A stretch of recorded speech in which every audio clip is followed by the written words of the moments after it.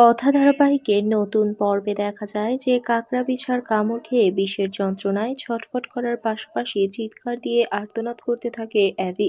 অ্যাভির চিৎকার শুনে ছুটে আসে আশেপাশের সব লোকজন। তাদের সাথে এসেছে অ্যাভির মাও।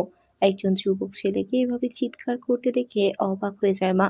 যখন জানতে পারে কাকড়া বিছার কামড়ে বিষের যন্ত্রণা এমন করছে, তখন মা ছুটে গিয়ে কিছু গাছের পাতা নিয়ে হাতে ডলতে ডলতে ছুটে এসে অ্যাবির ক্ষতস্থানে লাগিয়ে দিচ্ছে।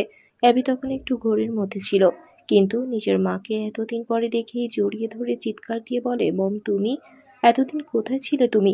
গোবর দেবী, তুই কি প্রার্থনা করলি রে? আমি যে আমার মাকে ফিরে পেয়েছি। অ্যাবির কথা শুনে কেঁদে ফেললো কথা। আর মা বলে, কে তুমি বাবা?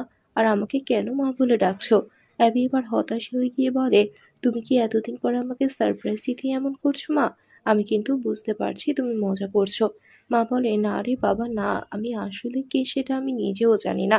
এবার অ্যাবির মনে হয় নিশ্চয়ই মমের অবস্থা গোবর দেবীর মতোই হয়েছিল, আর সেই জন্যই মম স্মৃতি হারিয়ে ফেলেছে। তবে মমকে যখন পেয়েছি তখন বাড়িতে নিয়ে গিয়ে চিকিৎসা করালে ঠিক হয়ে যাবে। তাহলে কি এবার অ্যাবির সাথে যেতে রাজি হবে অ্যাবির মা? বন্ধুরা, তোমাদের কি মনে হয়? এখানে একটি লাইক দিয়ে এবং কমেন্ট করে জানিয়ে দাও তোমাদের মতামত। ধন্যবাদ।